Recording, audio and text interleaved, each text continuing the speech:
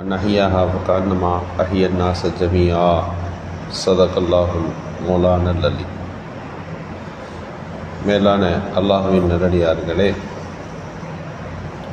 அல்லாஹ் சுப்ஹானஹு வ தஆலா தீனுல் இஸ்லாம் என்கின்ற மார்க்கத்தை நமக்கு கொடுத்திருக்கின்றான். மார்க்கத்தில் எல்லா விதமான சட்டதிட்டங்களையும் நடைமுறைகளையும் பின்பற்ற வேண்டிய ஒழுக்கங்களையும் தெளிவுபடுத்தியிருக்கின்றார். இஸ்லாம் இல்லறத்தை பற்றியும் பேசியது, ஆன்மீகத்தை பற்றியும் பேசியது. ஒரு மனிதன் சந்திக்கின்ற எந்த துறையாக இருந்தாலும் அதற்கு தேவையான வழிகாட்டுதல்களை கொடுத்தது. ஒரு யுத்தகளம் என்று வந்துவிட்டால், ஒரு போர்க்களம் என்பது சில நேரங்களில் உருவாக்கப்பட்டுவிடும், தவிர்க்க முடியாது. அந்த சண்டை சச்சரவுகளிலே எப்படி ஈடுபட வேண்டும்? ஒரு யுத்தம் செய்கின்ற போது எதிரி நாட்டினுடைய எல்லா விஷயங்களும் இலக்கானதல்ல. உங்களை எதிர்த்து நிற்கின்ற அந்த யுத்த வீரர்கள் மட்டும்தான் நீங்கள் சண்டையிடுவதற்கான மனிதர்கள். அந்த ஊரில் இருக்கக்கூடிய சாதாரண பொதுமக்கள் உங்களுடைய எதிரிகளாக நிற்பவர்கள் அல்ல. அந்த ஊரில் பலகீனமாய் இந்த போர்க்களத்தை விட்டு வீட்டில் அமர்ந்திருக்கிறார்கள். அங்கே அவர்களை நீங்கள் தாக்கக்கூடாது.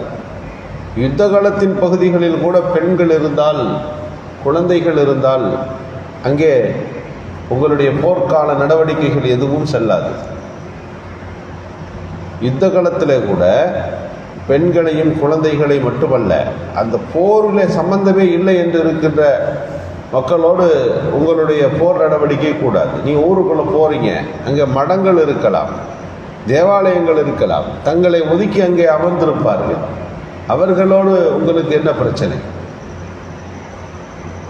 அந்த ஊரில் மரங்கள் இருக்கலாம், அந்த மக்களோடு, அந்த போர் வீரர்களோடு தான் உங்களின் சண்டையை தவிர அந்த ஊரினுடைய மரங்களை வெட்டக்கூடாது, நீர் தேக்கங்களை உடைக்கக்கூடாது. குறிப்பிட்ட இலக்கில முன்னால் நிறுத்தப்பட்ட வீரர்களோடு சில மணி நேரம் மட்டும்தான் உங்கள் யுத்தம்.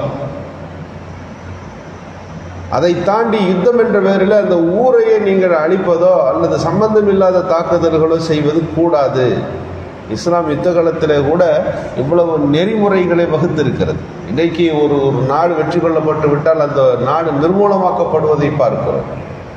மக்கா வெற்றி கொள்ளப்பட்ட போது அப்படித்தான் எல்லோரும் நினைத்தார்கள். இவ்வளவு காலத்துக்கு அப்புறம் மக்கா ரசூல்லா பிடிச்சிட்டாங்க, மக்கா நகரம் என்னாக போகுதோன்னு பயந்தாங்க.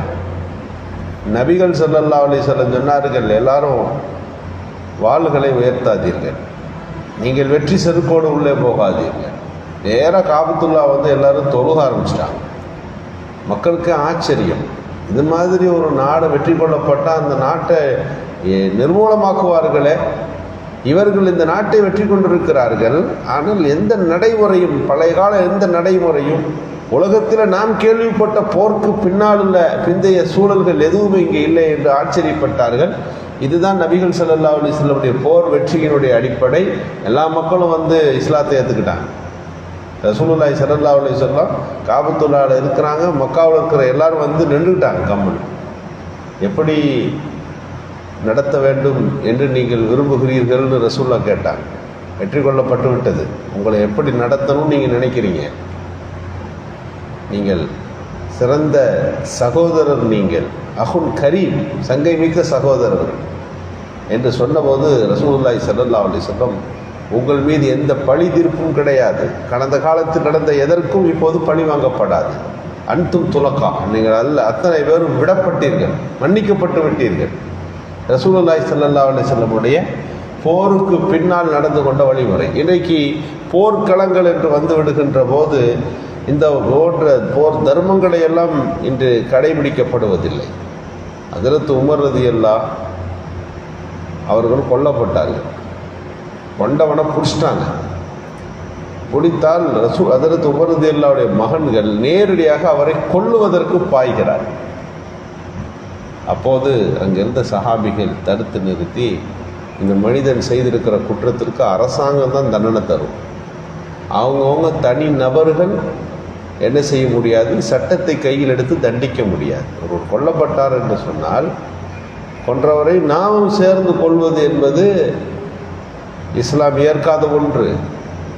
அதற்கான தண்டனையை கவர்மெண்ட்டு விசாரித்து முடிவெடுத்து அதற்கான தண்டனையை தரும். அவரவர்கள் தங்கள் கைகளிலே சட்டங்களை எடுத்துக்கொள்வீர்கள் என்றால், நாங்களே தண்டிக்கின்றோம் என்ற உரிமைகளை கையிலே எடுப்பீர்கள் என்று சொன்னால் நாட்டிலே எப்படி நிம்மதி இருக்கும்?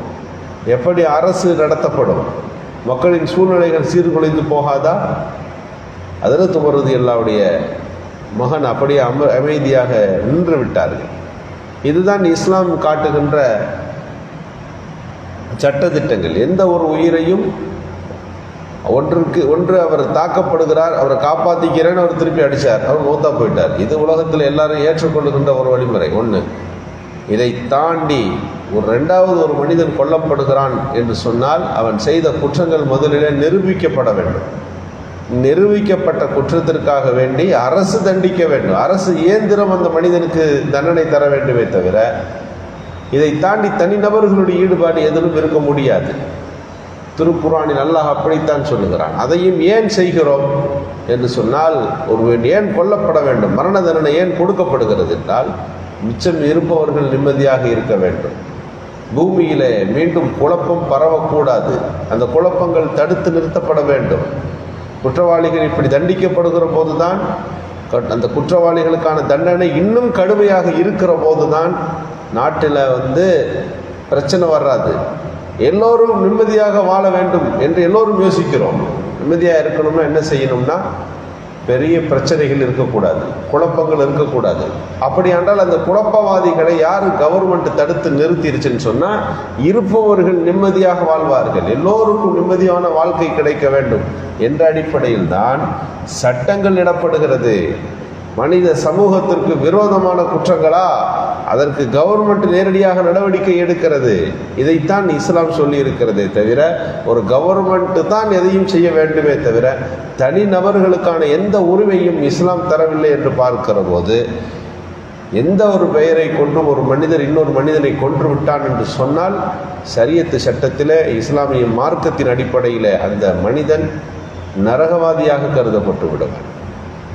கொன்றதற்கான காரணம், நியாயமான காரணங்கள் எதுவுமே இஸ்லாம் அது ஏற்கவில்லை. காரணம், தண்டிக்கின்ற உரிமை அது கவர்மெண்ட்டுக்குரியது, தனிநபருக்குரியதல்ல. நபிகள் பெருமானார் ஸல்லல்லாஹு அலைஹி வஸல்லம் அவர்கள் காலத்துக்கு பிறகு ஹஜ்ரத் அபூபக்கர் சித்திக் ரலியல்லாஹுடைய காலம், யுத்த காலத்தில் போரெல்லாம் முடிகிறது. எதிரி நாட்டு தளபதி எல்லாம் கொல்லப்பட்டார். ஒரு டப்பா ஒன்று வந்துச்சு. அபூபக்கர் சித்திக் எல்லாம் அதை திறந்து பார்த்தா எதிரி நாட்டு தளபதியோட தலை அதில் இருந்துச்சு. அதை அப்படியே மூடி விட்டு சொன்னார்கள், யுத்த காலத்தில் இந்த நடைமுறை நம்முடையதல்ல, இப்படி செய்தது நீங்கள் ஏற்கத்தகாத ஒன்று. எந்த யுத்த காலமாக இருந்தாலும் நீங்கள் இது போன்ற பாரசீகர்களுடைய வழிமுறைகளையோ ரோம் நாட்டு மன்னர்களின் வழிமுறைகளையோ இதெல்லாம் இருந்தது. ஹஜ்ரத் அபூபக்கர் சித்திக் ரலியல்லாஹு இதை தடுத்தார்கள். இப்படி நாம் செயல்படக்கூடாது என்று அவர்களை தடுத்த காட்சிகளை நாம் பார்க்கிறோம். இப்படி இஸ்லாம் எல்லா விதமான சூழல்களிலும் அழகிய நடைமுறைகளை நமக்கு கற்றுத்தருகிறது. யுத்த களங்களிலும் பேணப்பட வேண்டிய சட்டத்திட்டங்களை நமக்கு வகுத்து தந்திருக்கிறது என்று சொன்னால், சமூக வாழ்க்கையில் ஒரு மூமியினுடைய எந்த ஒரு செயல்பாடும் அது ஷரியத்திற்கு உட்பட்டதாக இருக்கும், நியாய தர்மங்களுக்கு கட்டுப்பட்டதாக இருக்கும் என்பதுதான் நமக்கு மார்க்கம் அறிமுகப்படுத்தி வைக்கின்ற வாழ்வியல் கோட்பாடுகளாகும். அல்லாஹ் சுப்ஹானஹு வ தஆலா மார்க்கத்தை பின்பற்றி நடக்கின்ற நல்ல தௌஃபீக்கை நல்குவானாக. சுப்ஹான்